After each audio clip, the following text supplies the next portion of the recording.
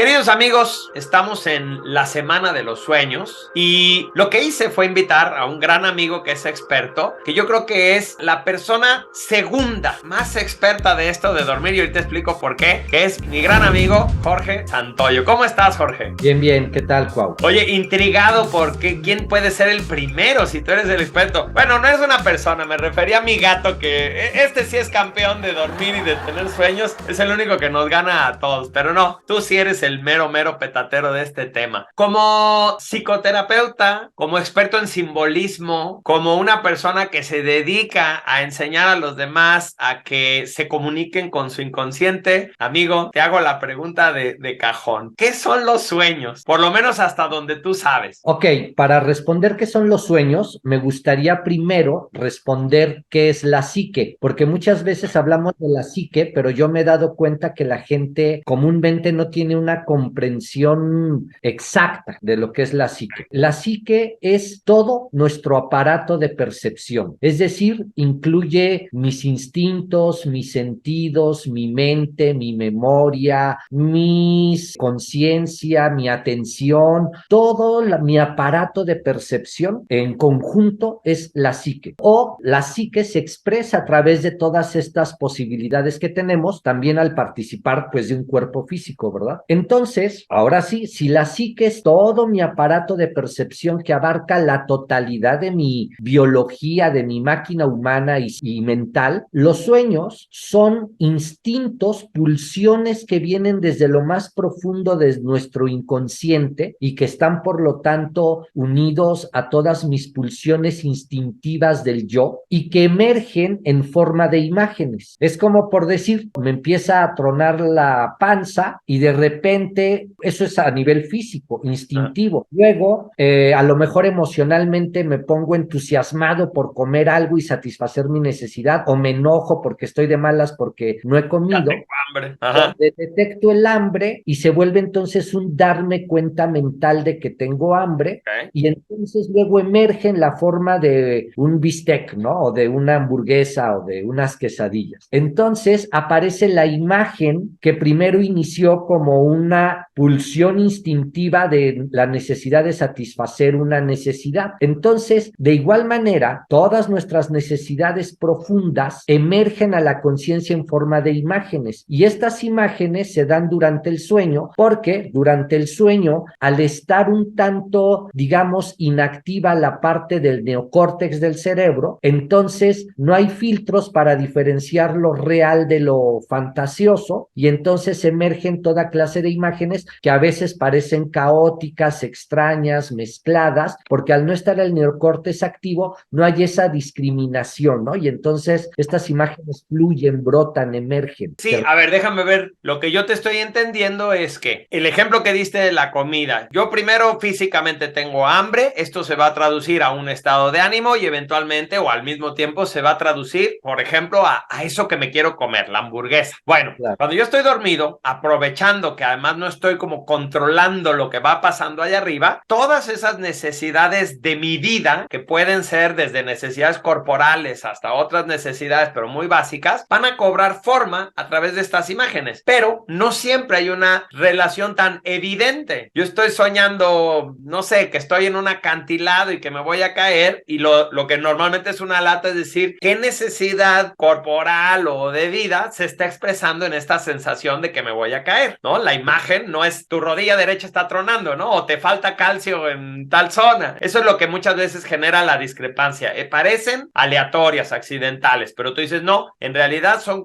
la manera en que se expresa la necesidad en forma de imagen, ¿sí? Exacto. Va, entonces ya te entendí. Ahora, ¿son el único tipo de sueños? ¿No hay sueños que son genuinamente premonitorios, por ejemplo, que tengamos como aprovechando el mismo efecto de estar descansados, de estar sin controlar, que pase por ahí una información importante? Claro, ahora nuestro nivel de atención, la capacidad que tengamos los seres humanos de vivir más o menos en conciencia del presente, del aquí, del ahora y de nosotros mismos, también genera calidades distintas de sueños. En cierto sentido, puede empezar a intervenir más o menos la conciencia, y entonces a veces también podemos tener sueños premonitorios, sueños lúcidos. Sueños creativos, amigos, cuando te dormiste pensando en una situación y durante el sueño como que aprovechas el laboratorio y lo resuelves, ¿no? Entonces fue una continuidad, por así decirlo, pero aprovechando la libertad de la mente en ese estado. Por ejemplo, en el simbolismo tradicional siempre se explica a la intuición como posterior o resultado de la razón. Okay. Es decir, generalmente estamos acostumbrados a pensar que la intuición es un sustituto de la razón o una función independiente, pero en realidad es el resultado del proceso de razón. Yo estoy pensando mucho en un tema, no logro resolverlo, pero me preocupa y lo estoy analizando, termino embotado y digo ya, a la goma, y entonces al ratito, sin que yo esté pensando en lo que estaba pensando, emerge la respuesta. Me acuerdo del dato, ¿sí? Porque entonces yo ya metí por medio de la razón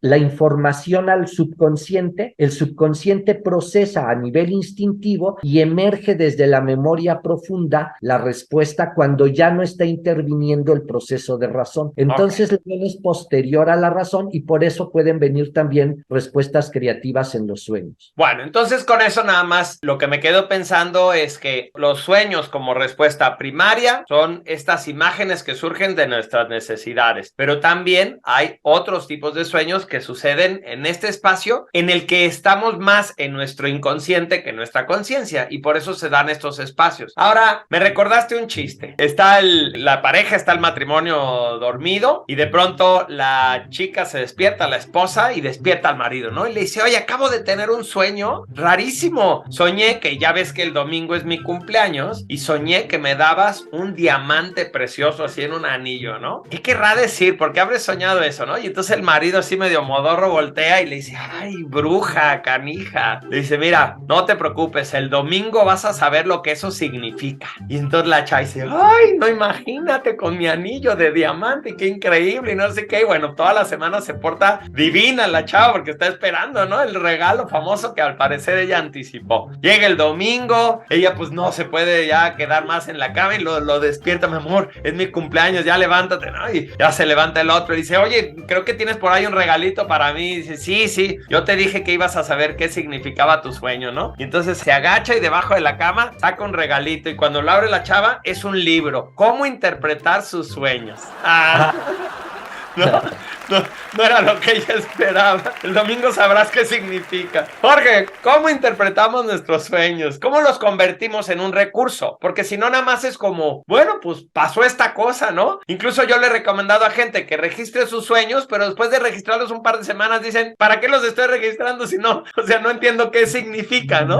Pues cuéntanos un poco por ahí, ¿cómo se interpretan los sueños? Bueno, tomando precisamente esto que comentas de para qué los escribo si no los entiendo, después voy a dar como la explicación sencilla, que creo que es sencilla, de cómo podemos acercarnos a una interpretación del sueño. Pero, previo a eso, quiero comentar, precisamente por ese comentario que haces, la importancia también de que en la medida en que las personas, cada uno se interese más o menos en este arte y ciencia de interpretación de los sueños, también es muy interesante leer cosas sobre mitología, sobre religiones, sobre tradiciones, sobre cuentos populares, porque, según Jung, toda nuestra psique está construida sobre estos arquetipos y entonces los sueños, las imágenes que emergen, son susceptibles de ser interpretadas a la luz de toda esta información mitológica, es decir, la psique siempre nos está hablando a través de su lenguaje, el lenguaje del subconsciente es el símbolo, entonces habla a través de los símbolos que le son pues que ya se han vuelto universales.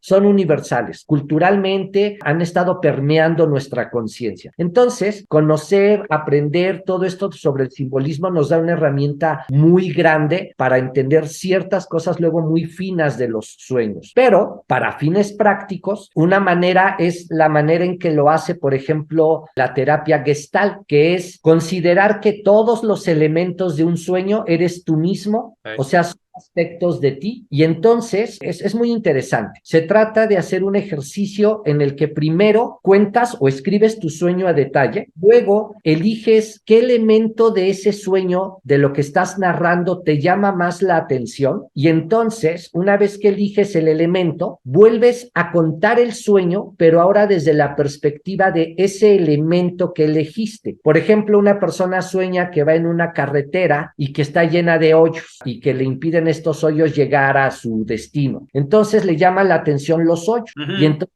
empieza a contar el sueño, ya no desde yo voy en una carretera llena de hoyos, sino yo soy un hoyo en la carretera, y entonces estoy contando qué se siente ser un hoyo, qué hago ahí, para qué estoy ahí. Tomo totalmente el papel, el personaje del hoyo, y me doy cuenta o descubro que esa manera de enfocarlo me habla de emociones o elementos de mi vida personal en el presente que no estoy sabiendo resolver, encarar, enfrentar de la mejor manera, y que esa perspectiva me permite entender qué estoy viviendo, cómo lo estoy viviendo y cuál es la posible solución. Y con eso mismo se puede hacer con todos los elementos del sueño, aunque se recomienda que no sea con todos, sino con aquellos que a la hora de narrarlo se vuelven muy significativos para ti. Pero esa es la manera súper concreta, adecuada para poder encontrar un mensaje implícito en los sueños. Digamos, en vez de recomendar que nos vamos a poner en el lugar de cada detalle, buscamos los protagonistas, ¿no? Decir, a ver, ¿qué es lo que realmente estuvo más en mi atención? ¿Por qué había baches por qué había estos hoyos en la carretera? O me llamó mucho la atención que era un auto que recuerdo de mi infancia, o quién me acompañaba. Entonces, ¿quiénes son como los protagonistas? Porque no todos los elementos. Sí, mira, sí puede ser y es válido, pero yo te insisto, por eso es interesante como primero volver a narrarte el sueño como si estuviera sucediendo en tiempo presente y en primera persona, porque eso hace que más bien salte el elemento que trae una carga emocional. Eso, así lo distingues, el protagonista, ya. La carga emocional, y ese elemento es el que tiene la respuesta a tu necesidad, precisamente por la relación con la carga emocional. Mira, hace muchos años, cuando yo pasé por mi crisis emocional fuertísima por el accidente que tuve en el mar y todo, una psiquiatra me recomendó algo similar, y voy a platicar cómo es el método porque creo que también podría corroborar lo que tú estás diciendo, ¿no? Como que reafirme esa línea. Primero, ella me dijo lo mismo. Imagina que en tus sueños todo lo que parece que no eres tú, ¿no? Son elementos de ti, son parte de tu psique, son justamente estos elementos que están ahí. Entonces, ella me decía, si hay alguien en particular que destacó en el sueño, como dices, cuando yo lo reescribo, puedo de pronto notar que hay una persona que en particular fue la que me llamó la atención, sin pensarlo demasiado, trata de ubicar cómo describes a esa persona, con qué adjetivos la describes en la vida cotidiana. Entonces, ejemplo, si yo tuviera un sueño contigo, si yo soñara con Jorge y eres